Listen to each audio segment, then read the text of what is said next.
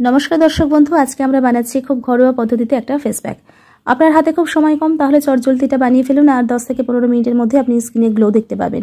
দেখুন কতটা সুন্দর হয়ে গিয়েছে। আর চোখের তলায় যদি দাগ থাকে কিংবা যে কোনো ধরনের ব্রণ বা র্যাশের দাগ থেকেও আপনি মুক্তি পেতে পারবেন। চলুন শুরু করা যাক ভিডিওটা। তো তারপর আমি আস্তে আস্তে ধীরে ধীরে বলবো যে কখন কিভাবে ব্যবহার করবেন।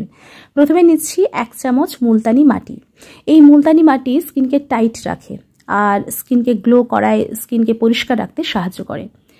এরপর নেব আমরা হলুদ গুঁড়ো। খুব সামান্য হলুদ গুঁড়ো দেখেই বুঝতে পারছেন। এই হলুদ গুঁড়ো কিন্তু অ্যান্টিসেপটিকের কাজ করে এবং তার সঙ্গে সঙ্গে ছোটোবেলায় আপনি জানেন মা ঠাকুমারা ব্যবহার করতো ফেস প্যাকে হলুদ গুঁড়ো, বা এমনি ফেস প্যাক হিসেবে নয়, হলুদ আমরা মাখতাম, সেটা কি করে স্কিনকে গ্লো করায়।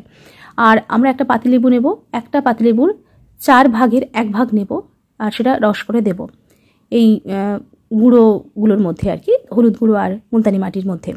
তো এই পাতিলেবুর রস কিন্তু আমাদের স্কিনকে যেমন গ্লো করায়, তেমনি স্কিন থেকে দাগ ছোপ দূর করতে সাহায্য করে আর স্কিনটাকে ভীষণভাবে যত্ন নেয়। পাতিলেবুর রস কিন্তু স্কিনের জন্য ভীষণই ভালো। তবে যাদের অ্যালার্জি আছে এই যা যা দেখাচ্ছি যে কোনো জিনিসে, তাহলে তারা কিন্তু এগুলো কোনোটাই ব্যবহার করবেন না বা ফেস প্যাকটা ব্যবহার করবেন না। কোনো জিনিস যদি অ্যালার্জি থাকে সেটা আপনারা স্কিপ করে যাবেন। তো পাতিলেবুর রসটা আমার দেওয়া হয়ে গেল। এবার এর মধ্যে আমরা মেশাবো কি 1 চামচের থেকে একটু কম মধু। এই মধু স্কিনটাকে ময়েশ্চারাইজ রাখে, স্কিনকে সফট রাখে, স্কিনকে গ্লো করায়।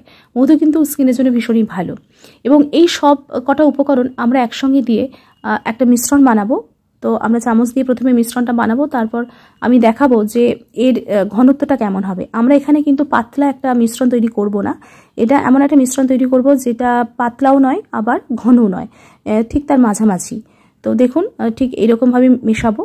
আর আপনারা এই যে আমি দেখাচ্ছি এটা কিন্তু ব্যবহার করবেন একটু যখন হালকা গরম পড়বে, আপনার যে যদি মনে হয় যে স্কিনটা খুব অয়েলি হয়ে যাচ্ছে, তখন এই ফেস প্যাকটা ব্যবহার করবেন। অর্থাৎ যাদের খুব অয়েলি স্কিন তারা কিন্তু এই ফেস প্যাক ব্যবহার করবেন, আর যাদের ড্রাই স্কিন তারা এই ফেস প্যাকটার সঙ্গে আপনারা একটু যদি দুধ ব্যবহার করেন তাহলে আপনাদের খুব ভালো হবে। তো অয়েলি স্কিনের জন্য আপনারা আমি যেটা বললাম ঠিক জাস্ট এইটাই ব্যবহার করবেন, আর যাদের ড্রাই স্কিন তারা এর সঙ্গে একটু দুধ ব্যবহার করবেন। তো এইভাবে আমরা হাত দিয়ে দেখুন এরকম মিশ্রণটা দেখতে হয়েছে, একটু শক্ত শক্ত, খুব নরম নয়। তো এভাবে আমি হাতে দিয়ে দেখাচ্ছি। এটা শুকনো হতে স্কিনে, আমি পুরো মুখটাতেই দেব, আমি এখন দেখাচ্ছি হাতে।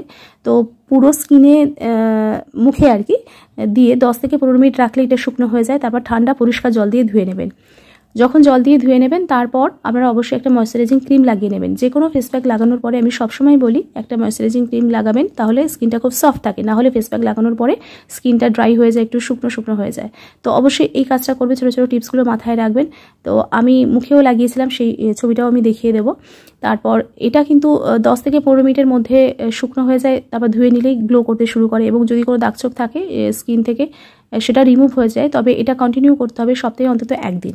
যদি এটা আর মানে এই ফেস প্যাকটা যা দিয়ে ব্যবহার করেছি, মানে যে যে উপকরণ দিয়েছে এর মধ্যে, তার কোনোটা যদি আপনার মনে হয় যে আপনার স্কিনের জন্য শ্যুট করছে না বা অ্যালার্জি হতে পারে, তো আপনি সেগুলো দেবেন না।